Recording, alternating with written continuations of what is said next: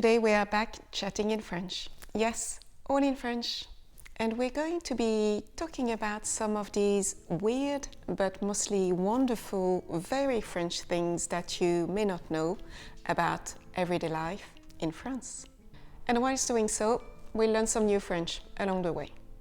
Are you ready? So welcome here, leave your day behind, and let's go. Let's learn some French. Bonjour and welcome to French avec Ingrid, where I'm going to help you understand France and improve your French in small and easy steps. Si vous avez écouté les derniers épisodes de nos petites discussions, vous savez que nous allons parler juste en français dans cet épisode. Avec du français plus lent, pour améliorer votre compréhension, vous permettre d'apprendre du nouveau vocabulaire ou de nouvelles expressions, ou peut-être de découvrir de nouveaux points de grammaire que vous ne connaissiez pas. N'hésitez pas à changer la vitesse de cette vidéo si vous le souhaitez. Pour un français plus lent ou plus rapide, vous pouvez faire ça dans les paramètres en bas à droite, où vous trouverez la vitesse de lecture. Si vous voyagez un petit peu, vous le savez sans doute déjà. Le charme de passer des vacances à l'étranger, d'habiter dans un nouveau pays, c'est que beaucoup de choses sont différentes, très différentes du pays d'où vous venez. Et bien sûr, selon votre pays d'origine, il y aura peut-être plus de choses différentes pour certains d'entre vous. Commençons par quelque chose de plutôt pratique, l'heure d'ouverture des magasins. En France, on prend le temps de vivre et ça a des conséquences auxquelles vous ne vous attendiez peut-être pas. Par exemple, sur les horaires d'ouverture des commerces. La plupart des commerces, c'est-à-dire des magasins, seront ouverts de 9h à 19h. 19h, c'est 7h du soir. À Paris, sans interruption, mais dans les plus petites villes, en province ou pour les plus petits magasins, attendez-vous à ce que le magasin soit fermé pour l'heure du déjeuner qui se passera entre 12h et 14h. Le magasin sera peut-être fermé pour 1 heure ou pour 2 heures. Et les magasins sont aussi très souvent fermés le dimanche et les jours fériés. Les supermarchés restent ouverts un peu plus longtemps, très souvent de 8h30 du matin à 20h30, sans interruption. C'est donc plutôt différent que certains pays où les magasins restent ouverts de très longues heures, sans interruption, et sont aussi ouverts le dimanche. Un petit mot rapide pour nos amis américains. Il n'y a jamais de taxes ajoutées sur les prix que vous voyez, et dans les restaurants et les cafés, le service est toujours inclus. Vous pouvez bien sûr laisser un pourboire, mais ce n'est pas du tout obligatoire. Les prix sont TVA et services, tout compris. Et donc, ça nous amène tout naturellement aux horaires d'ouverture des restos, des restaurants, qui chez nous ferment en dehors des heures des repas. Ça sera peut-être différent dans les brasseries, mais les restaurants ne serviront pas en dehors des heures des repas. Donc c'est important de savoir que, en général, les restaurants serviront de midi à 2h à peu près et à partir de 19h le soir. Si vous venez d'arriver et souffrez du décalage horaire, ne vous attendez donc pas à ce que les restaurants soient ouverts à toute heure de la journée. Mais il y a toujours les boulangeries pour aider à combler un petit creux. Et puisqu'on parle des restaurants, arrêtons-nous sur quelques petites choses utiles. En France, c'est tout à fait normal de commander 3 plats au restaurant. Une entrée, un plat principal et un dessert. Et d'ailleurs, vous trouverez souvent des menus à prix fixe, c'est-à-dire 3 plats ou 2 plats pour un prix généralement avantageux. 2 plats pour les gens qui ont moins faim, où vous pourrez choisir entre une entrée et un plat principal, ou un plat principal et un dessert. Dans les restaurants en France, le vin peut être servi en carafe ou en pichet. c'est-à-dire qu'on peut commander du vin dans un contenant qui est soit un peu plus grand qu'un verre ou un peu plus petit qu'une bouteille. Les carafes sont généralement disponibles en 25 centilitres et en 50 centilitres.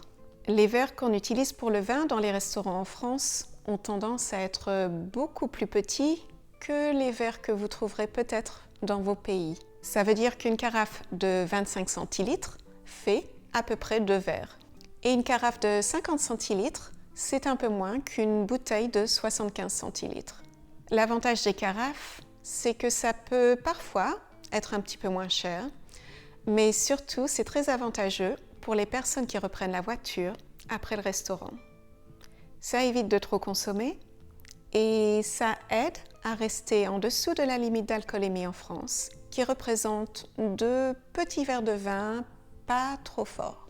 On vous offrira parfois peut-être un choix de différents vins en carafe, mais généralement ça reste plutôt des vins simples plutôt que des grands crus. Mais attention, les carafes, on vous les offre dans les restaurants plutôt simples. Les grands établissements, les grands restaurants s'abstiendront. Et vous pouvez aussi demander une carafe d'eau. Et là, c'est possible dans tous les restaurants puisque c'est obligatoire. C'est la loi. Une carafe d'eau, c'est donc de l'eau du robinet. C'est toujours gratuit et c'est bien sûr de l'eau plate. Si vous voulez de l'eau gazeuse, vous devrez donc commander une bouteille d'eau gazeuse. Parlons maintenant des services bancaires et de l'argent. Les services bancaires en France, ils sont plutôt différents. Vous aurez peut-être l'habitude de faire la plupart de vos transactions bancaires en ligne. En France, on a un service beaucoup plus personnalisé, de personne à personne. On aura donc une relation avec son banquier, pas forcément en face à face, mais peut-être au téléphone ou par email. Vous devrez par exemple payer des frais de carte bancaire annuellement si vous souhaitez une carte bancaire un petit peu moins basique. Et ça a peut-être contribué au fait que les Français aiment encore beaucoup utiliser de l'argent liquide plutôt que de payer par carte. Ça s'appelle aussi régler en espèces. Donc les règlements en espèces, les règlements en liquide, même si c'est un petit peu en déclin, ça reste quand même quelque chose de toujours très prisé par les Français. Alors, un petit conseil, quand vous êtes en France ou quand vous arrivez en France, passez à la banque pour toujours avoir de l'argent liquide sur vous. Notre troisième sujet, ce sont les pharmacies. Les pharmacies, elles sont un petit peu différentes en France. Et si différentes que c'est même devenu un hit sur TikTok l'été dernier, avec 130 millions de visionnages pour le hashtag French Pharmacy. Les Français et les pharmacies, c'est presque une grande histoire d'amour. Et d'ailleurs, je pense que certains d'entre vous vont tomber sous le charme de ce que les pharmacies françaises ont à vous offrir. On y va bien sûr pour obtenir des médicaments sur ordonnance et aussi c'est un endroit de conseil. Et je trouve d'ailleurs que les pharmaciens en France sont souvent très courtois, très agréables et très rassurants. Et en général, il y a un contact humain plutôt chaleureux avec son pharmacien. Mais ce qui fait le charme des pharmacies en France, c'est l'élément parapharmacie des pharmacies. Les Français, et en particulier les Françaises, adorent prendre soin de leur corps et de leur peau, alors l'offre est à la mesure de cette passion. Alors, si vous voyez une pharmacie, et vous verrez une pharmacie parce qu'il y en a beaucoup en France, n'hésitez donc pas à y entrer. Une petite précision utile, les médicaments que vous aurez peut-être l'habitude de trouver over the counter dans d'autres pays ne se trouveront que dans les pharmacies en France. Donc, ne vous attendez pas à les trouver dans les rayons des supermarchés ou même en rayon dans les pharmacies. Vous aurez besoin d'aller au comptoir et de parler au pharmacien. Et enfin, finissons cet épisode avec un sujet plutôt controversé. On parle souvent de l'attitude des Français comme une grosse différence culturelle. Alors, est-ce que les Français sont vraiment rude, peu accueillants, hautains, peu aimables, pas très sympas, orgueilleux ou même méprisants, comme je l'ai lu dans un article en recherchant à ce sujet? Et à cette question, j'ai une réponse très claire. Non. Mais non, les Français sont vraiment chaleureux, pleins d'humour, pleins de légèreté. Ils aiment vraiment faire plaisir et ils aiment beaucoup passer du temps entre amis. Mais si on ne se connaît pas, on commence avec vraiment beaucoup de formalités. Donc en France, on commence avec pas mal de réserves et un petit peu de distance. La formalité, pour commencer, c'est de toujours dire bonjour. Quand vous entrez dans un magasin ou dans un restaurant ou quand vous rencontrez quelqu'un et commencez une discussion. Et on s'appelle monsieur, madame, jusqu'au moment où il est jugé que l'on peut passer ce pas. Et bien sûr, on se vouvoie. Toujours, c'est très important d'utiliser le vous plutôt que le tu. Et ce jusqu'à ce qu'il soit jugé, qu'il est temps de poser la petite question. On se tutoie? On peut se tutoyer? Et puis les Français ont aussi un petit peu ce côté râleur et ce côté très direct qui peut paraître un petit peu malpoli et qui peut se traduire par des ou par des Donc oui, les Français ont peut-être tendance à se plaindre un petit peu. Mais dans l'ensemble, ce n'est jamais vraiment très sérieux. Bien sûr, comme partout, on trouvera des personnes qui seront peut-être de mauvaise humeur ou tout simplement désagréables. Mais personnellement, je trouve que d'exposer ses sentiments comme ça, très honnêtement, c'est quelque chose de plutôt chaleureux dans un sens. Ça paraît peut-être un petit peu illogique ce que je dis, mais pour moi, ce paraître distant, ce côté râleur, c'est un petit peu une porte ouverte, un cœur ouvert. C'est un petit peu se montrer soi-même et aller vers la familiarité.